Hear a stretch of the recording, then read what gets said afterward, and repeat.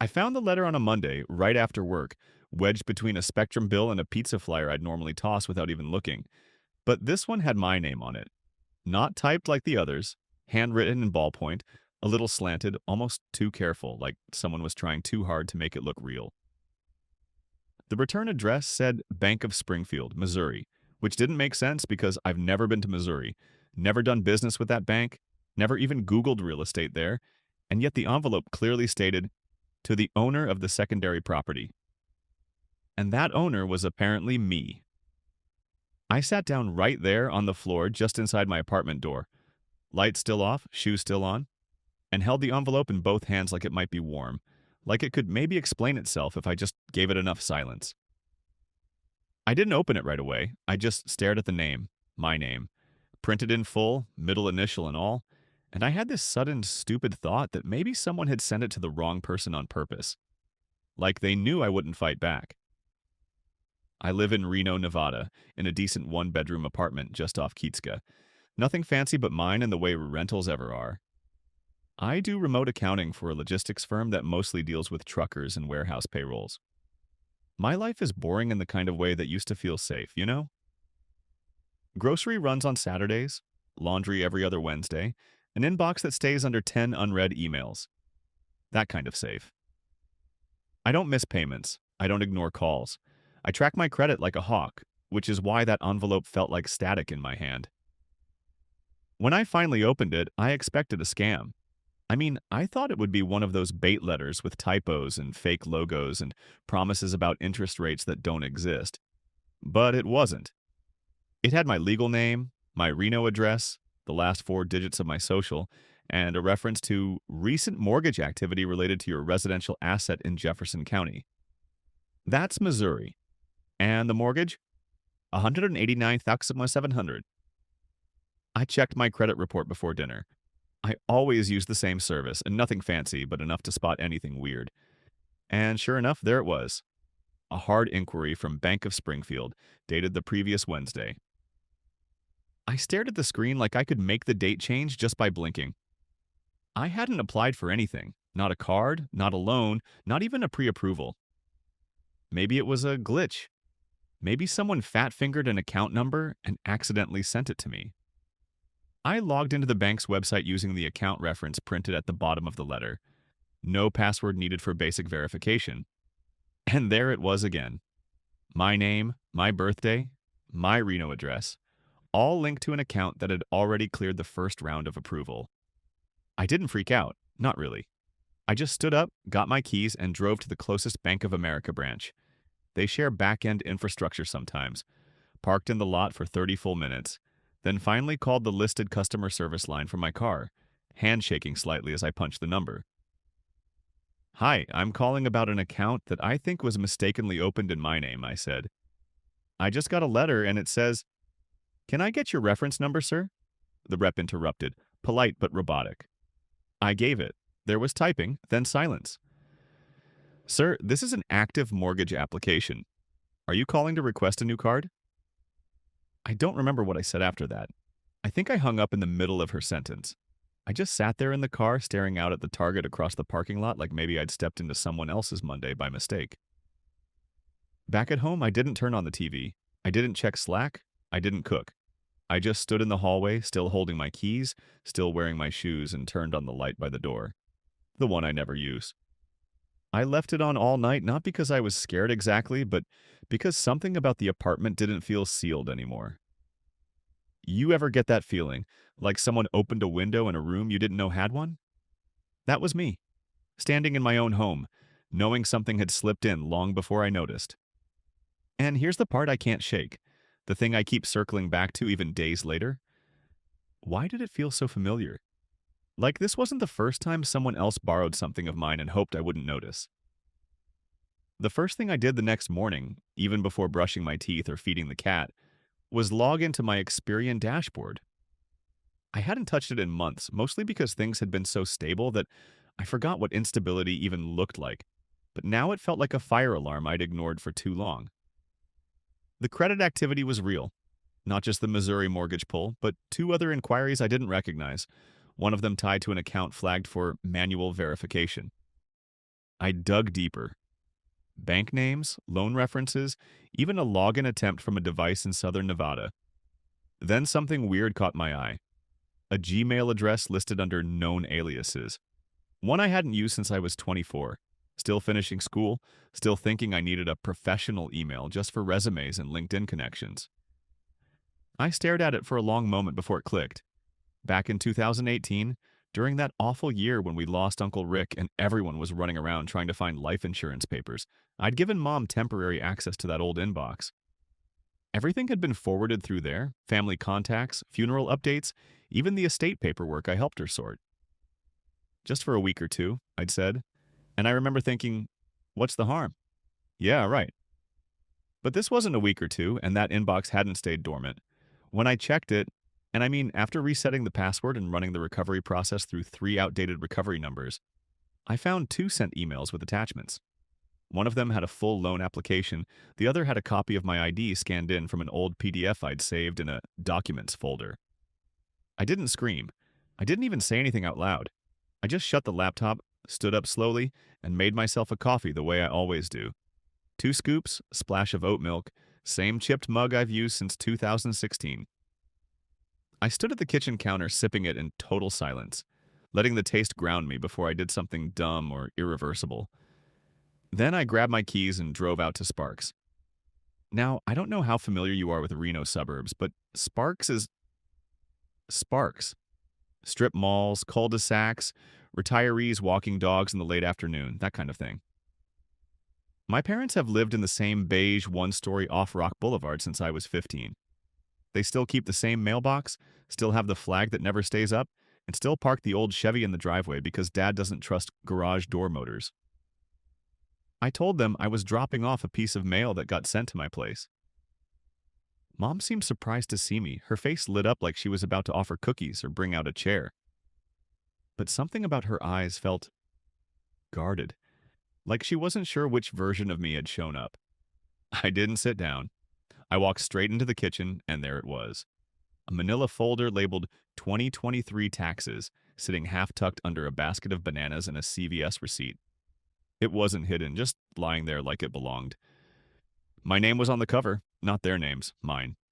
Dad was in the living room with the TV on, volume low like always, pretending he hadn't seen me come in. That's his move.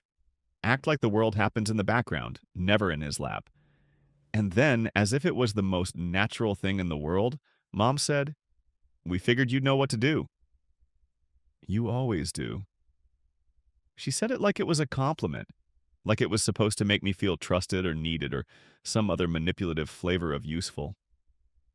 I didn't answer. I didn't raise my voice. I didn't ask why they used my name or what they thought would happen if someone caught it. I just took the folder, slid the letter back into my coat pocket, and stepped out the door without even touching the lunch plate she'd set on the counter. Chicken salad, my favorite. Of course.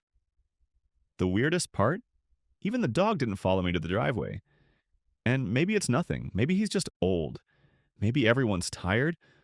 Or maybe, and this is what I keep wondering, maybe they all knew this moment would come eventually and they just hoped I'd still clean it up when it did. Tell me something. When did being dependable start feeling like a trap you don't notice closing until it's already shut? I didn't jump straight to lawyers, not yet. But I knew I needed someone who could look at this mess with more than just a browser history and a gut feeling. So I reached out to an old college friend, Marcus, who once built a data privacy app that got him a few thousand users before it imploded from server costs. He does digital forensics now, mostly for small firms and divorce attorneys. I hadn't spoken to him in a couple years, but when I sent a one-line email, "Need to confirm if someone used my identity through a shared Wi-Fi address, possible financial fraud," he replied in 9 minutes flat, "Bring everything you've got. Coffee's on me." Marcus has one of those home offices that looks like it belongs to a conspiracy theorist with a full benefits package. Blackout curtains, 4 monitors, a line of hard drives labeled by year, and a lava lamp for irony. He's the kind of guy who'll say things like, "Metadata doesn't lie," and then actually prove it. I gave him the folder, emails, credit pulls, screenshots from the mortgage portal, even the letter from the bank, and he started working like it was personal. Within 2 days, he called me with his voice slightly higher than usual, which I've learned means he found something. The mortgage forms were submitted from your old Gmail, just like you said, he told me. But the signature was done with an e-sign tool that captured the IP address, device fingerprint, and timestamp. He paused, dramatically. He always does this. The IP matches your parents' router, the one on that same Sparks address you mentioned. Of course it does. What caught me off guard wasn't just the confirmation. It was how far it went. Marcus kept digging and found more than just the mortgage. Someone had used the same IP to initiate a business credit application 2 months later. Not under my personal name this time, but using my name as a listed financial backer for a registered LLC. That's how I learned, apparently, that I co-own a car wash in Carson City. No joke. There's an actual registration with the Nevada Secretary of State, a mailing address, my parents again, and a name, Grant Family LLC. It sounded like something out of a cheesy sitcom. Except the IRS doesn't do comedy. I drove to Carson on a Sunday afternoon, took the I-580 down with a coffee in the console, and a knot in my chest I couldn't untangle. It was supposed to be a recon trip. See the building, maybe take a few pictures, document whatever mess they built using my name. The address led me to a squat, faded brick structure on the corner of a half-dead strip mall next to a vape shop and a check cashing place. The sign out front said Canyon Suds. Not even close to Grant Family, but hey, branding isn't always a priority when you're committing fraud with a sibling's credentials. There was no one inside. No buzzing equipment, no customers, no hours posted.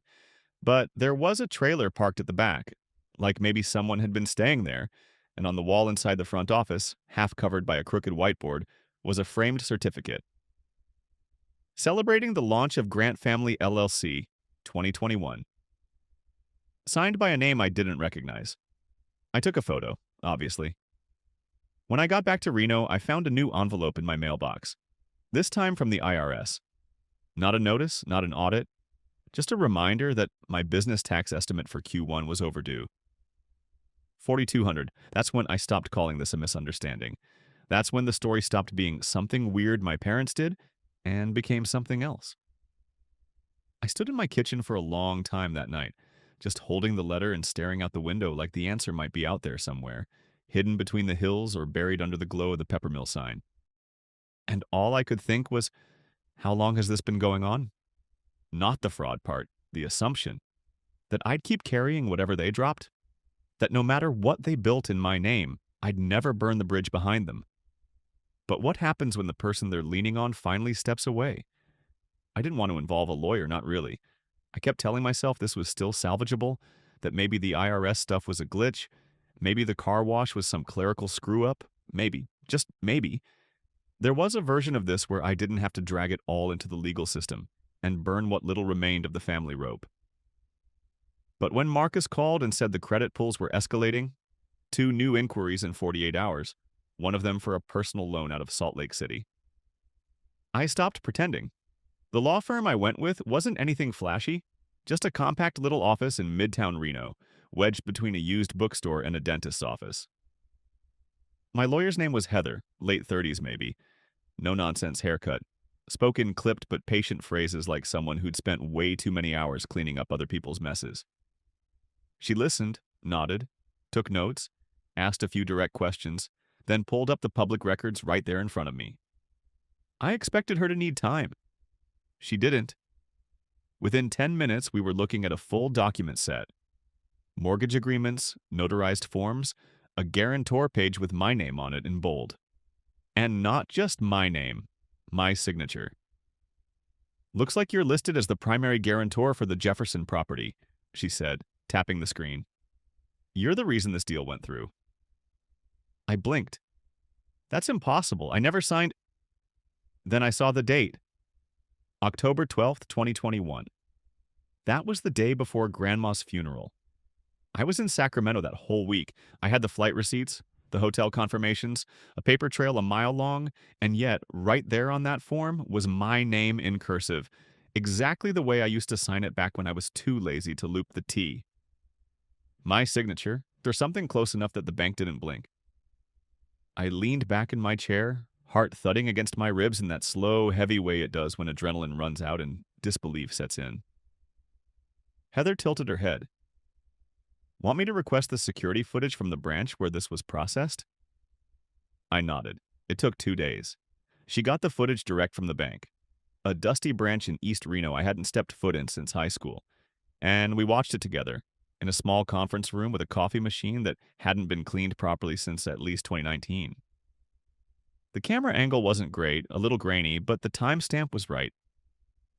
October 12th, 3:14 p.m. A man walked up to the counter. He had my height, my posture, my voice went, or close enough. He pulled out an ID, handed it over, smiled at the teller, nodded a lot, and when the camera caught his face in full, I stopped breathing. It was my brother. Not like, oh, he kind of looks like my brother, but no. It was my brother. Chris. The one who supposedly went to Alaska for seasonal work 2 years ago. The one who sent postcards every couple of months with blurry photos of mountains and inside jokes like, bet you miss fishing with me, as if we'd ever fished together in our lives. He wasn't in Alaska. He hadn't been. He was right here in the same state, walking into banks with a fake version of my ID and building a life in my name like it was some spare key he'd kept in his pocket since we were kids. Do you ever get that moment when something shatters so quietly inside you that no one in the room notices, not even you, until the echo keeps repeating in your chest like a skipped heartbeat? I didn't say anything to Heather. I just asked for a copy of the video. She burned it onto a flash drive, handed it to me like it was nothing. Let me know when you want to move forward, she said. I nodded and left. Back home, I labeled a new folder on my laptop. Final. No caps, no drama, just lowercase clarity. Inside it, I dropped the video file, the PDF copies of the loan, the credit report Marcus pulled, and the photo I'd taken at the car wash office, the one with the crooked diploma hanging under that fake business name. I didn't scream. I didn't call Chris. I didn't send a single text. I sat down at my desk, lit the small candle I usually only light when I'm trying to stay focused, pine and eucalyptus, go figure, and stared at the screen like it could explain how the hell I got here. And the worst part?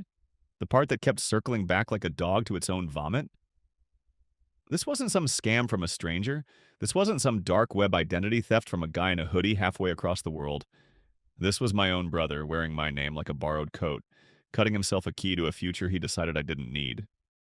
How long had he been planning it? How many holidays had he sat across the table from me, knowing he was already inside my life without my permission? And what kind of person does that to family? No, wait. What kind of family makes that kind of person? We met in one of those roadside diners that looks like a set from a crime drama, except no cameras, no soundtrack, just dust on every surface and a waitress who clearly didn't care whether we ordered or not.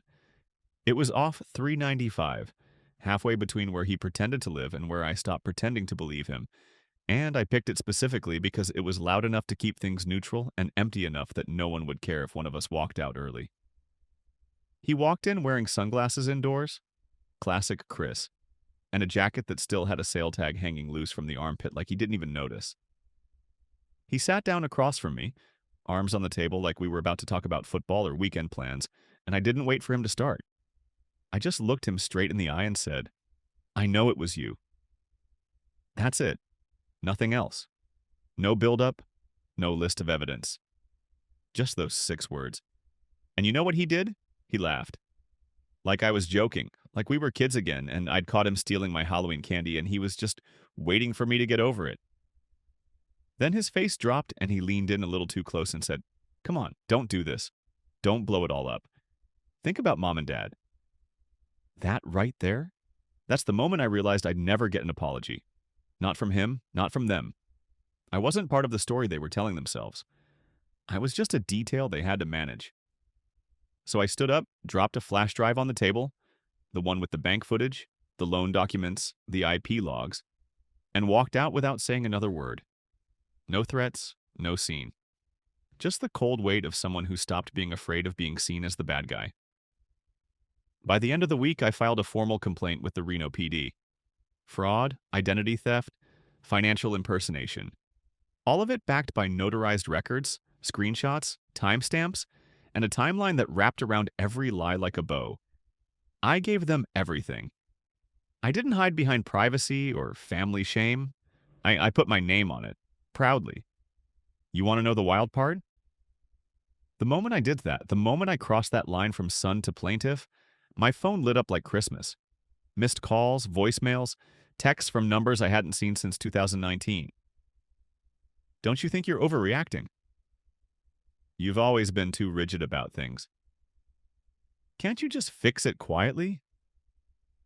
My mother left a 3-minute message, all sighs and pauses, saying she was heartbroken and how it was just one mistake.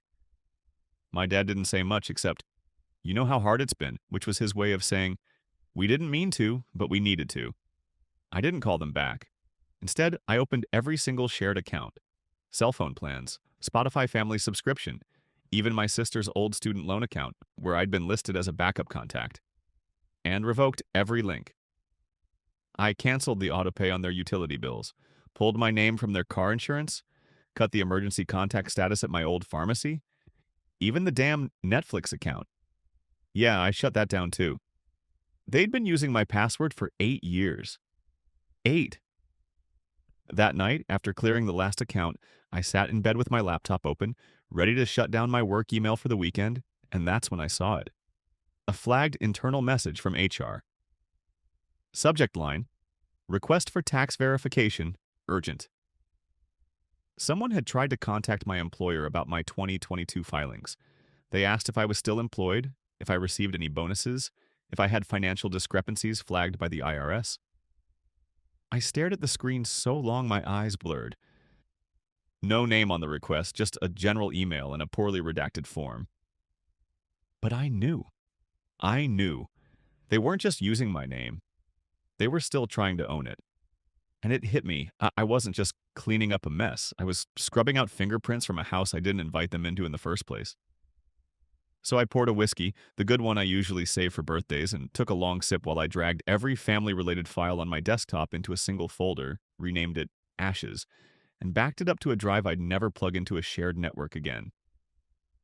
You ever get to the point where the silence finally feels like a choice? Like you're not waiting for anyone to fix it anymore? That was me, sitting in that dim apartment with a fresh firewall on my system and zero messages from anyone I used to call blood. And for the first time in weeks, I didn't feel violated. I felt clean. I didn't tell anyone I was leaving Reno, not because I wanted to disappear dramatically or punish someone with silence, but because there was nothing left to say that hadn't already been said in emails they ignored, voicemails they rewrote in their heads, or video files they pretended weren't real even after watching them with their own eyes, and honestly, it felt better this way. Cleaner, simpler, quieter. I sold the apartment without ceremony, hired a realtor through a referral link I found buried in a finance subreddit, and signed every document electronically while sitting on the floor of my empty living room, with a folding chair and a half-used candle on the windowsill. Then no guests, no boxes, no one last look moment, just a clean handoff and a forwarding address that led to a P.O. box in Eugene, Oregon. There was no fanfare in Oregon either. No social posts, no change of address emails, not even a farewell coffee with the two coworkers I vaguely liked. I just drove north until the scenery changed, rented a small studio above a bakery where the smell of fresh bread creeps through the vents every morning, and started sleeping with the windows cracked open. Not because it was safe, but because I finally trusted myself to wake up and not flinch. I changed my last name the same week I moved in. Not for spite, not to erase the bloodline, but because the name I'd carried had become a vessel too full of things I never chose, promises I never made, and lies I never agreed to live inside. And the only way forward was to call myself something no one else had ever used as collateral. It felt surreal standing in line at the DMV, handing over my paperwork to a clerk who looked too young to understand what a name can mean when it's been used like a tool. But when I saw the new ID printed, fresh, untouched, unshared, I felt something crack open in my chest. Not pain, not relief, but this rare thing I'd almost forgotten existed. Ownership. The agency came next. A single-page site, no colors, no branding, just a quiet mission and a secure form where people could reach out if they thought someone in their family was stealing from them, lying to them, or using them as an invisible safety net while smiling in every holiday photo like nothing was wrong. I didn't advertise it, didn't attach my name. Didn't post a single testimonial, but the emails started coming within the first week, and I knew I wasn't the only one who'd been rewritten by people who claimed to love them. The work was good, slow, methodical, almost meditative, and I built it the same way I'd always wanted to build a life. Without apology, without explanation, without anyone else's fingerprints on the doorknob, and for the first time in years, I didn't feel like someone's fallback plan or default emergency contact. I felt like a man with both hands on the wheel. Of course, the messages didn't stop right away. They trickled in for a while, mostly from my mother's old email, sometimes long and pleading, sometimes passive aggressive and poetic in that way. Only people who think they're the victim can be. One of them said, "You've changed." Another said, "Family doesn't give up on each other." And one simply said, "You'll regret this," which I read while waiting in line for a sandwich and immediately deleted without finishing the sentence. The only one I responded to was the last. Short, handwritten, no return address, just a single line in shaky script. "You were never meant to carry this." And I remember holding that note in my hand for a full 5 minutes. Not because I believed it, but because I wanted to believe they almost understood. But even then, I didn't reply. I just slid it into the shredder with the rest of the unopened letters from the last 3 months. Week 4 in Eugene, I got confirmation from the bank that all remaining accounts tied to my name had been closed or reassigned, and for the first time since this whole thing began, there wasn't a single dollar flowing from my accounts into anyone else's electricity bill, insurance premium, or streaming subscription. And I didn't even feel victorious. I just felt still. One morning, I passed a mirror in the hallway and caught a glimpse of myself. Same face, same body, but something in the posture had changed, like I'd stopped carrying weight in my shoulders that didn't belong to me, like I wasn't waiting for the next betrayal to land. And I realized I didn't miss them. Not the people, not the calls, not the noise. Because what I'd had with them wasn't family, it was liability. And the moment I stepped out of that contract, everything started to make sense. I had a small metal plaque made for the door of my new office. Nothing fancy, just etched silver on dark wood. It said, "We don't cosign. Ever." And below it, in smaller type, "If you think I owe you something, you were never family to begin with." No one will see it unless they're looking. And honestly, if they're looking, that says more about them than it does about me.